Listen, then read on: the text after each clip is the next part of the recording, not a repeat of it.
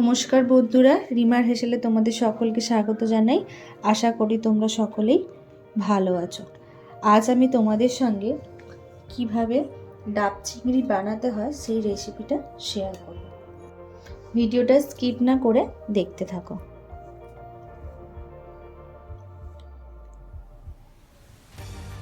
আজ আমি তোমাদের সঙ্গে ডাব চিংড়ি কিভাবে বানাতে হয় সেই রেসিপিটা শেয়ার করব। তার জন্য আমি এখানে দুটো বড় সাইজের ডাব নিয়েছি, 3টে পেঁয়াজ কুচি নিয়েছি, আর মিডিয়াম সাইজের চিংড়ি মাছ নিয়েছি। তোমরা এর থেকে বড়ও নিতে পারো, এর থেকে ছোট মাছও নিতে পারো। এখানে আদা রসুন বাটা নিয়েছি, একটু নারকেল কোড়া নিয়েছি, আর ওদিকে মশলাটার জন্য আমি 3 চামচ সাদা সর্ষে, 1.5 চামচ কালো সর্ষে, 1.5 চামচ পোস্ত আর 4টে কাঁচা লঙ্কা নিয়েছি। ডাব চিংড়ি বানানোর জন্য আমি যে ডাবটা নিয়েছিলাম, দেখো আমি এইভাবে কেটে নিয়েছি, আর এর মধ্যে যে শাঁসটা আছে সেটা আমি এরমভাবে তুলে নিচ্ছি, আর এই জলটাকে আমি একটা পাত্রে ঢেলে নিচ্ছি। ডাবের জলটা আমি এরম ঢেলে নিয়েছি, এটা আমার রান্নার কাজে লাগবে। আর এর মধ্যে যে শাঁসটা আছে সেটা আমি এইভাবে চামচের সাহায্যে বের করে নিচ্ছি। এটার আমি একটা মিহি পেস্ট বানিয়ে নেব। আর সেম প্রসেসেই আর একটা যে ডাব নিয়েছি সেই ডাবটাও আমি একই প্রসেসে করে নেব। এইভাবে আমি শাঁসটাকে পুরো বার করে নিয়েছি বাটির মধ্যে। এটা আমি একটা পেস্ট করে নেব, আর পেঁয়াজের একটা পেস্ট করে নেব, আর এখানে সর্ষে আর কাঁচা লঙ্কার একটা পেস্ট বানিয়ে নেব। সর্ষে যে কাঁচা লঙ্কা পেস্টটা যে করব তার সঙ্গে আমি নারকেলটাও পেস্ট করে নেব। ডাব চিংড়ি বানানোর জন্য সব মশলাগুলোই আমি এখন পেস্ট করে নিয়েছি। এবার আমি চিংড়ি মাছগুলো ভেজে নেব। চিংড়ি মাছগুলো আমি আধ ঘন্টা আগে নুন মাখিয়ে রেখে দিয়েছিলাম। কড়াই ওদিকে গরম হয়ে গেছে, এবার আমি পরিমাণ মতো তেলটা দিয়ে দিচ্ছি। তেল গরম হয়ে গেছে, এবার আমি মাছগুলো হালকা করে ভেজে নেব।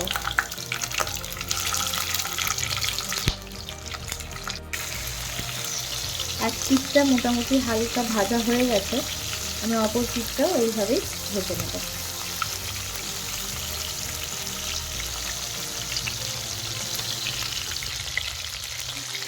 মাছগুলো ভাজা হয়ে গেছে, এবার আমি তুলে নেব। আমি একদম হালকা করে ভেজেছি, বেশি ভাজলে মাছটা পুরো রাবারের মতো হয়ে যাবে, সেই জন্য আমি হালকা করে ভেজে তুলে নিচ্ছি।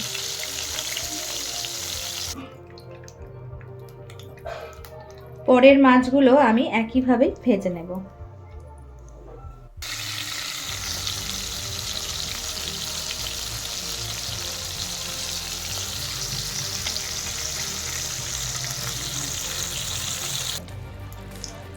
বাকি মাছগুলো আমি ভেজে নিয়েছি, ভেজে তুলে নিয়েছি।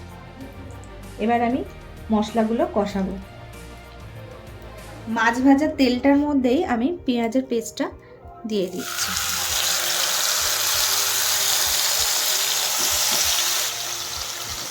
এটা আমি খুব ভালো করে ভেজে নেব যতক্ষণ না পেঁয়াজের কাঁচা গন্ধটা যাচ্ছে।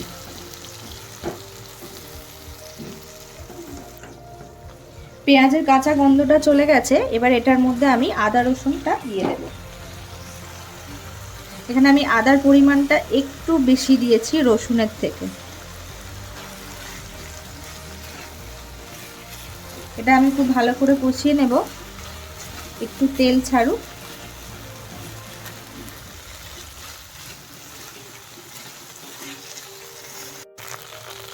এখানে আদা রসুনের গন্ধটাও চলে গেছে আর মশলাটা ভালো করে ভাজা হয়ে গেছে।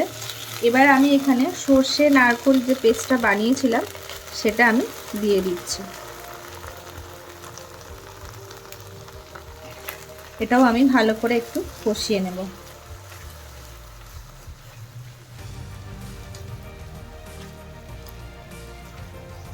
মশলাটা প্রায় কষানো হয়ে গেছে, দেখো তেল ছেড়ে দিয়েছে।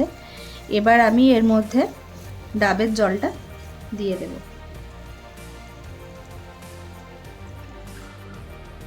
ডাবের জলটা দেওয়া হয়ে গেছে, এবার আমি পরিমাণ মতো নুন দিয়ে দিচ্ছি।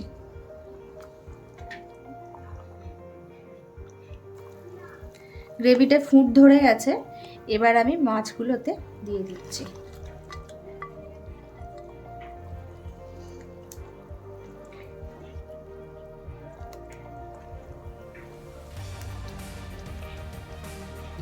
চিংড়ি মাছটা আমি জাস্ট একটুখানি ফুটিয়ে নিয়েছি, এবার আমি গ্যাসটা অফ করে দিচ্ছি।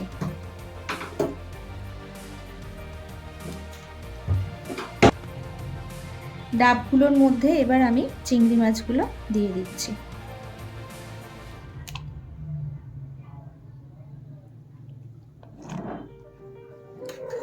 দুটো মাছ দিয়েছি, এরপর আমি ডাবের যে শাঁসটা পেস্ট করে রেখেছিলাম সেটা দিয়ে দিলাম।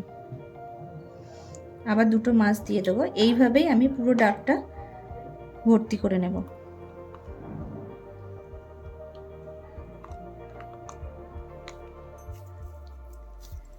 ডাবগুলো আমি দমে বসানোর জন্য আটাটা এরম করে দিয়ে দিয়েছি। দেখো, ঠিক এইভাবে নিয়ে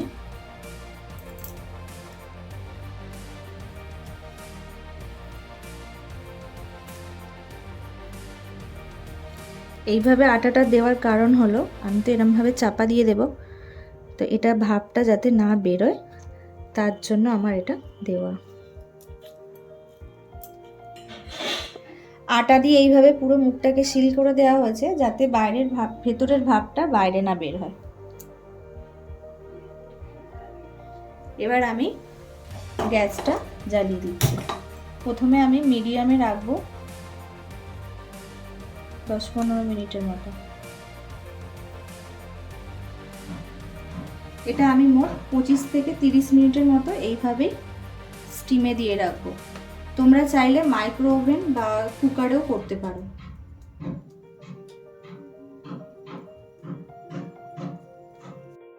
দুটো ডাবকে আমি মিডিয়াম টু হাই ফ্লেমে 10 থেকে 15 মিনিট রেখেছিলাম। দেখা যাচ্ছে যে ডাবের গা দিয়ে জল গড়ানো শুরু হয়েছে। দেখুন, এই যে ডাবের গা দিয়ে জল গড়ানো শুরু হয়েছে, মোটামুটি বোঝা যাচ্ছে যে ভেতরে রান্নাটা রেডি হয়ে যাচ্ছে। এবার আমি মিডিয়াম টু লোয়ে করে দেবো। আরও 10 থেকে 15 মিনিট আমি এইভাবেই রেখে দেব। তারপর আমি গ্যাসটাকে বন্ধ করব।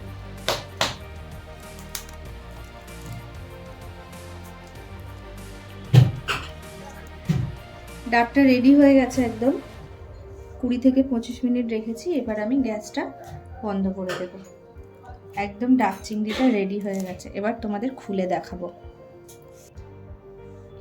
ডাবটা ঠান্ডা হয়ে গেছে, এবার আমি খুলে নিচ্ছি।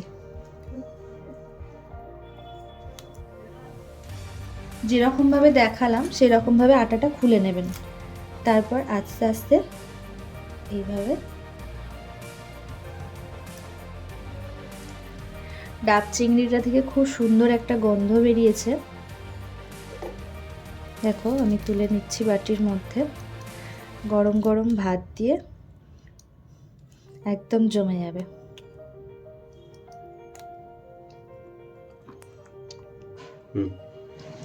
ভিডিওটা যদি তোমাদের ভালো লেগে থাকে তাহলে লাইক, শেয়ার অ্যান্ড সাবস্ক্রাইব করার অনুরোধ রইল। আর পাশে থাকা বেল আইকনটা অবশ্যই প্রেস করে দেবে। আর বাড়িতে বানিয়ে দেখো কেমন হলো, সেটা কমেন্টে জানিও। আজ এই পর্যন্তই থাক। আবার ফিরে আসবো নতুন কোনো ভিডিও নিয়ে। ততদিন তোমরা ভালো থেকো, সুস্থ থেকো, আমার পাশে থেকো। ধন্যবাদ।